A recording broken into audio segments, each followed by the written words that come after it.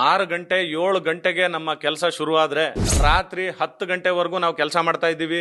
ನಮ್ಮ ಮನೆಗಳಿಂದ ನಾವು ಕೆಲಸ ಮಾಡ್ತಕ್ಕಂತಹ ಸ್ಥಳಗಳಿಗೆ ಹೋಗ್ಬೇಕು, ಕಚೇರಿಗಳಿಗಲ್ಲ.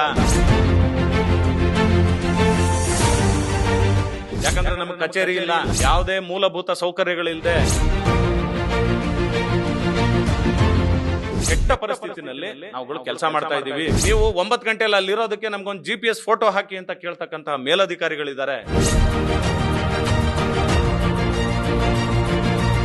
ಆ ಇಲಾಖೆ ಅಧಿಕಾರಿಗಳು ಮನೆಯಲ್ಲಿ ಕೂತ್ಕೊಂಡು ಆದೇಶ ಮಾಡ್ತಾರೆ. ಒಂದು ಸಿಮ್ ಕಾರ್ಡ್, ಒಂದು ಡೇಟಾ ಪ್ಲಾನ್, ಒಂದು ಮೊಬೈಲ್ ನ ಕೂಡ ಈ ದಿನದವರೆಗೂ ಕೊಟ್ಟಿಲ್ಲ. ಈ ರಾಜ್ಯದಲ್ಲಿರುವ ಗ್ರಾಮ ಆಡಳಿತ ಅಧಿಕಾರಿಗಳ ನೆಮ್ಮದಿ ಹಾಳಾಗಿದೆ ಸರ್. ಬೆಳಗ್ಗೆ ನಾವು ಹೋಗಿ ಒಂದು ಕಚೇರಿನಲ್ಲಿ ಕೂತ್ಕೊಂಡು ಕೆಲಸ ಮಾಡ್ಬೇಕು ಅಂತಂದ್ರೆ ನಾವ್ ಎಲ್ಲಿ ಕೂರ್ಬೇಕು ಗೊತ್ತಾ? ನಮ್ಗೆ ಕಚೇರಿ ಇಲ್ಲ, ನಮಗೂ ಕೂಡ ಕುಟುಂಬ ಇದೆ.